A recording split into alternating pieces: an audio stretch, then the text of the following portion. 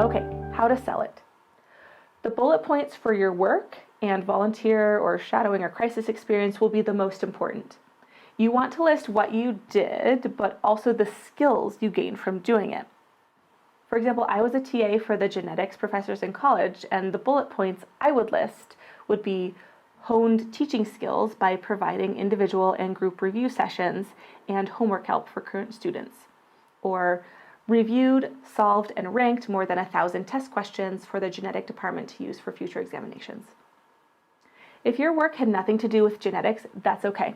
The skills you will want to highlight in these bullet points would be skills acceptable and applicable anywhere. Okay, things like attention to detail, team collaboration, leadership, teaching experience, excellent written and verbal communication skills, high energy environment, multitasking, that type of thing.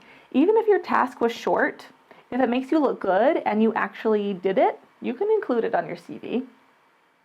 For your volunteer or crisis or shadowing experience, give a one-liner about what you were doing. So, shadowed a prenatal counselor on cases involving AMA, abnormal ultrasound findings, and high-risk family history. Or volunteered at XYZ homeless shelter to connect individuals with additional services for mental health and permanent housing. Or provided peer crisis counseling to current students with suicidal intentions. But now we need to add some GC language to these statements. If you watch the Vocabulary of a Genetic Counselor video in Module 1, we're pulling from here. Okay? We want psychosocial counseling terms, so things like non-directive, patient-centered, autonomy, empathetic, that type of thing. So the first example, if we rewrite it with some GC language, would be shadowed a prenatal GC providing non-directive counseling for patients with high-risk family histories, increased aneuploidy risks, and abnormal ultrasound findings. Observed non-judgmental discussion of termination of pregnancy. For the second example, volunteered at XYZ shelter to empower those experiencing homelessness by connecting them with mental health services and permanent housing.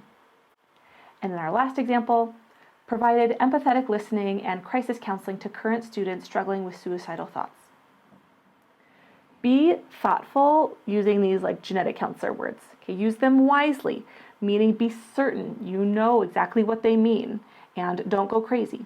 A few speckled through your CV is good. Having every sentence loaded with as many as possible is clunky and inauthentic.